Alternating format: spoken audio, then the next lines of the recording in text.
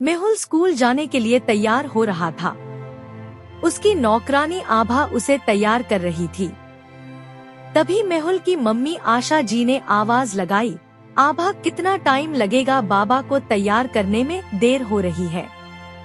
जी बस हो गया, चलो बाबा जल्दी चलो, तुम खेल में लगे रहते हो, डांट मुझे पड़ती है। मम्मी की आवाज सुनकर मेहुल जल्दी से बाहर आ गया। गेट के पास आशा जी खड़ी थी।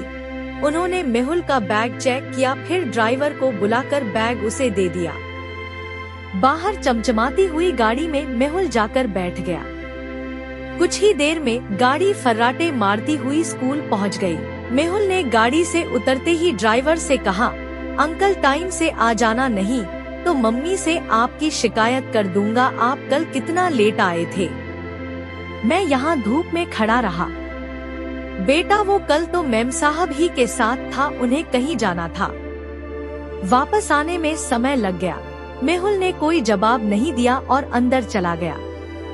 रोशन जी कई सालों से सेठ दीवान चंद जी के ड्राइवर थे। सभी उनसे बहुत इज्जत से बात करते थे, लेकिन मेहुल उनसे हमेशा बदतमीजी से बात करता था। रोशन जी को बुरा लगता था, लेकिन बच्चा है इसलिए वो कभी उसकी शिकायत नहीं करते थे। आज सही समय पर रोशन जी मेहुल को लेने पहुंच गए।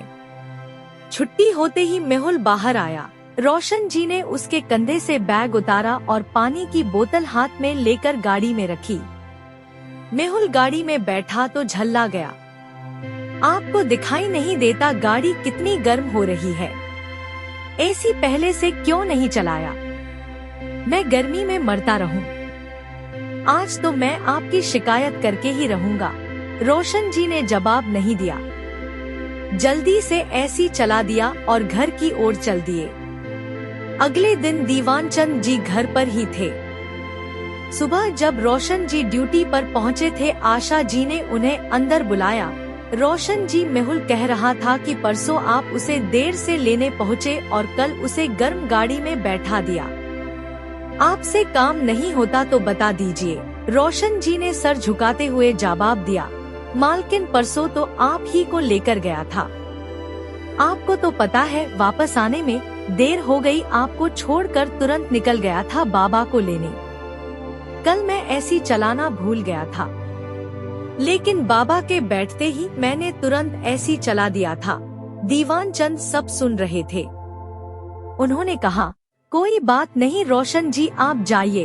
उनके जाने के बाद उन्होंने आशा जी से कहा, रोशन